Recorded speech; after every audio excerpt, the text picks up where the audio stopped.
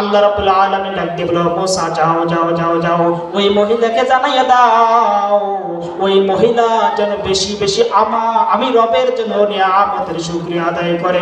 আমি রব তাকে যতটুকু দিয়েছি, দুইটি হাত দিয়েছি, দুইটি পা দিয়েছি, দুইটি চক্ষু দিয়েছি, তার সুন্দর একটা বডি দিয়েছি, তার জবান দিয়েছি, তার মধ্যে সুন্দর আকৃতি দিয়েছি, যে আকৃতি নিয়ে সে চলতে পারে, দুনিয়ার মধ্যে খাইতে পারে, সব কিছু করতে পারে। ওই বান্দা যদি আমার বেশি বেশি নিয়ামতের শুকরিয়া আদায় করে, আমি রব তাকে ধনী ব্যক্তি বানাইয়া দেব। সুবহানাল্লাহ।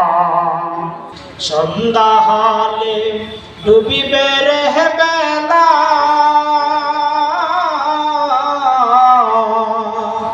এক নিমিষে ভেঙ্গে যাবে রঙেরই খেলা। ও তুমি কার দিবা জোরে ধমক, কার মাথায় ভাঙবা লাঠি, ওই যে দেখো ডাকিতেছে তোমায় কবরের মাটি। কথা বলেন ঠিক কিনা? মুসলমান ভাইরা আমার, সর্বপ্রথম মহান রব্বে কারিমের দরবারে শুকরিয়া জানাই যে মহান রব্বে কারিম আজকের এই মাহফিলে আপনাকে আমাকে আসার এবং বসার, কিছু কথা শোনার এবং বলার তৌফিক দান করলেন।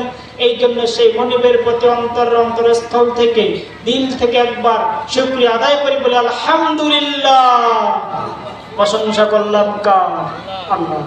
সুখে দুঃখে বিপদে আপদে মুসলমান প্রশংসা করে কার? একমাত্র আল্লাহ।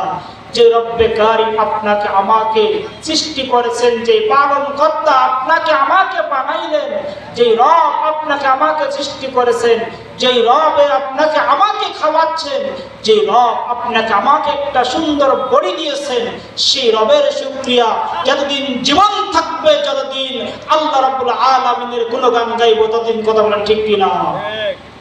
মুসলমান ভাইরা আমার, গভীর মনোযোগ।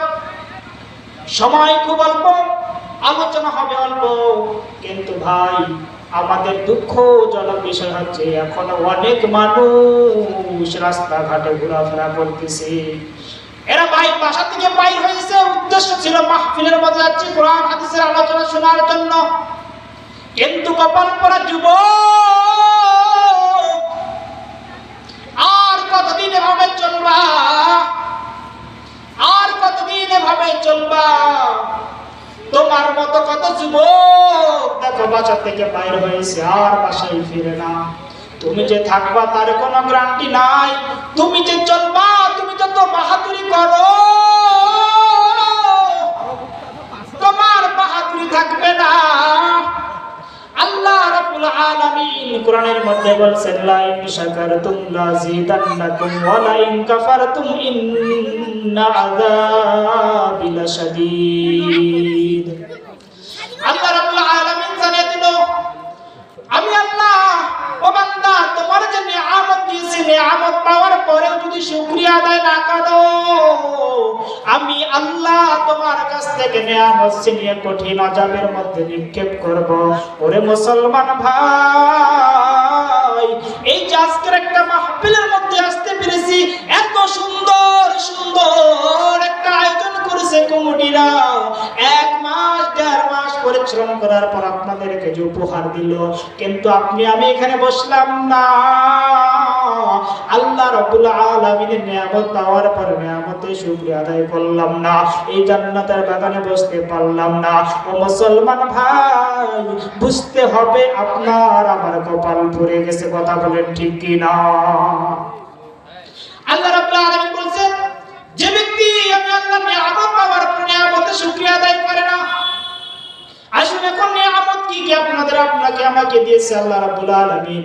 মুসা নবী সিনাই পর্বতে যাওয়ার জন্য রওনা হয়ে গেলেন। রাস্তার মধ্যে একজন ব্যক্তির সঙ্গে সাক্ষাৎ হয়ে গেল।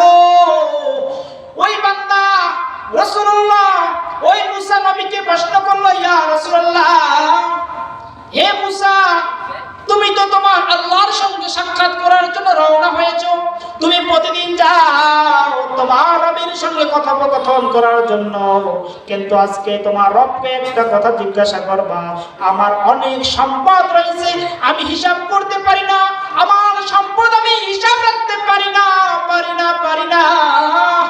তো মুসা, তুমি তো আল্লাহর কাছে সাক্ষাৎ করার জন্য যাচ্ছ, তোমার রবকে জিজ্ঞাসা করবা আমার সম্পদ কেমনে আমি কমাইব। এরপরে মুসা নবীর সামনে রওনা দিয়ে দিলেন। রওনা দেওয়ার পরে আস্তে আস্তে যাওয়ার পর একজন মহিলার সঙ্গে সাক্ষাৎ হয়ে গেল।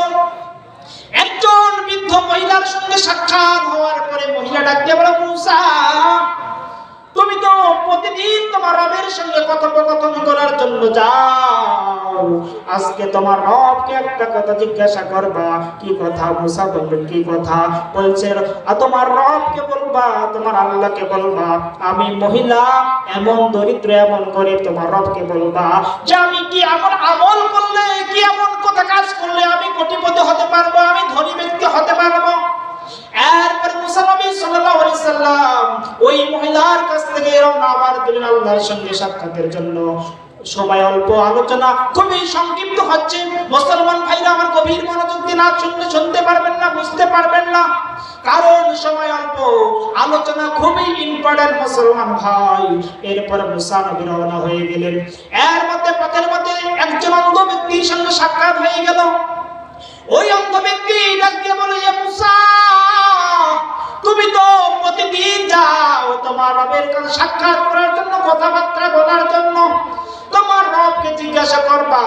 অনেক মানুষ সবাইকে চোখ দিয়েছে, সুন্দরভাবে দেখতে পায় আল্লাহর নিয়ামত, কিন্তু আমাকে অন্ধ বানিয়েছে কি জন্য? এই প্রশ্ন তোমার রবকে বলবা, তোমার রবের কাছে বলবা যে আমাকে কি জন্য অন্ধ বানিয়েছে, দুইটি চোখ। এরপরে মুসা নবী রওনা দিয়ে দিলেন আল্লাহর সঙ্গে সাক্ষাতের জন্য।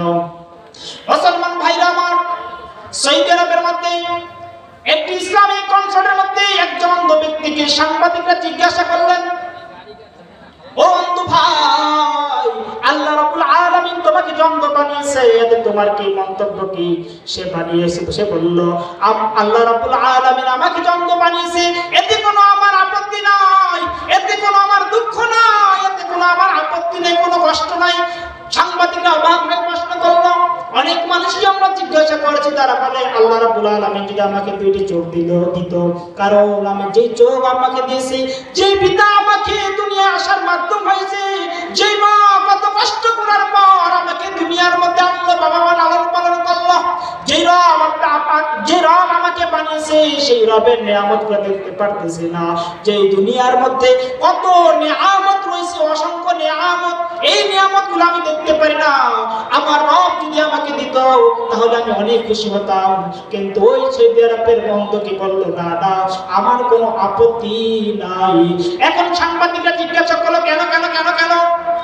সবাই তো আপত্তি আছে, তোমার কেন আপত্তি নাই? সে বলল, আল্লাহ রাব্বুল আলামিন আমাকে অন্ধ বানিয়েছেন, এর পরিমাণে, এর বিনিময় আমি কাল কিয়ামতের মাঠে আল্লাহ রাব্বুল আলামিন যখন ডাক দিয়ে বলবে, বান্দা তুমি আমার কাছে কি চাও?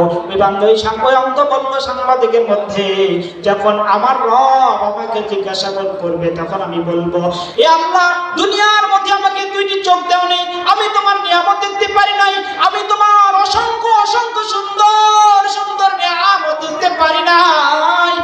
আজ আমার দুইটি চোখের বিনিময়ে আল্লাহ তোমার কাছে আমি কি চাই? আমাকে আপনার জান্নাত দিবেন, এতে আমি সন্তুষ্ট। আমার আমি রবের কাছেই পাইটাই আশা করব।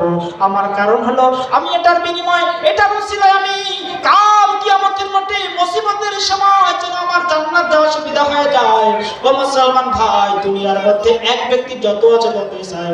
এখন শুনুন, ওই তিনজন ব্যক্তিকে প্রশ্ন করেছিলেন, এক নম্বর কি, যে আমার অনেক ধন সম্পদ রয়েছে, আমি কেমনে কমাবো? দুই নম্বর ব্যক্তি বলেছে, আমার ধন সম্পদ আমি করি, আমি কেমনে বড়লোক হব? একজন অন্ধ ব্যক্তি। আসুন, প্রথম নম্বর প্রশ্ন হচ্ছে, আল্লাহ রাব্বুল আলামিন মুসা নবীকে জানিয়ে দিল, মুসা, যে ব্যক্তি তোমাকে বলেছে আমার অনেক ধন সম্পদ রয়েছে, আমি কেমনে কামাবো, ওই ব্যক্তিকে বলে দিবা, তুমি দান সদকা যাকাত দিবা না, তুমি আমার রবের অশুকরিয়া আদায় করবা, আল্লাহ রাব্বুল আলামিনের নিয়ামতকে তুমি অস্বীকার করবা, অশুকরিয়া আদায় করবা, তাহলে তোমার দেখবে ধন সম্পদ কমে যাবে। কি বলবো? যে নিয়ামতের অস্বীকার করলেই, দান সদকা যাকাত না দিলে তার ধন সম্পদ অটোমেটিক আস্তে আস্তে কমে যাবে। এখন সময় ছিল অল্প। দুই নম্বর ব্যক্তি কি, মহিলা বলেছে, আমি কেমনে ধনী হব, আমার আমলটা কি? আল্লাহ রাব্বুল আলামিন ডাক দিয়ে বলল, মুসা যাও যাও যাও যাও, ওই মহিলাকে জানাইয়া দাও ওই মহিলা যেন বেশি বেশি আমি রবের জন্য নিয়ামতের শুকরিয়া আদায় করে। আমি রব তাকে যতটুকু দিয়েছি, দুইটি হাত দিয়েছি, দুইটি পা দিয়েছি, দুইটি চক্ষু দিয়েছি, তাকে সুন্দর একটা বডি দিয়েছি, তার জবান দিয়েছি, তার মধ্যে সুন্দর আকৃতি দিয়েছি, যে আকৃতি নিয়ে সে চলতে পারে, দুনিয়ার মধ্যে খাইতে পারে, সব কিছু করতে পারে। ওই বান্দা যদি আমার বেশি বেশি নিয়ামতের শুকরিয়া আদায় করেন, আমি রব তাকে ধনী ব্যক্তি বানাইয়া দিব। বলেন সুবহানাল্লাহ। কি বললো? শুকরিয়া আদায় করতে হবে। আল্লাহ কোরআনের মধ্যে বলেছে, লা ইন শাকারতুম লাযিদান্নাকুম, যে ব্যক্তি আমার নিয়ামত পাইলো, নিয়ামতের শুকরিয়া আদায় করলো না, সে ওই ব্যক্তির কাছে আমি কি নিয়ামত ছিনিয়ে দেই। কি বললো? লা ইন শাকারতুম লাযিদান্নাকুম ওয়া লা ইন কাফারতুম ইন্না আযাবি লাশাদীদ, কঠিন আযাবের মধ্যে নিক্ষেপ করি নিয়ামত পাওয়ার পর শুকরিয়া আদায় না করে। মুসলমান ভাইরা, আজান দিচ্ছে, আর আমার সংক্ষিপ্ত আলোচনা এখানে শেষ করলাম। আমার জন্য সকলে দোয়া করবেন। আমি একজন ছাত্র মানুষ, আপনাদের এলাকারই সন্তান, আমার বাসা মির্জাগঞ্জে। এই বলে আমি আমার বক্তব্য শেষ করলাম। আসসালামু আলাইকুম রহমতুল্লাহি ওয়া বারাকাতুহু।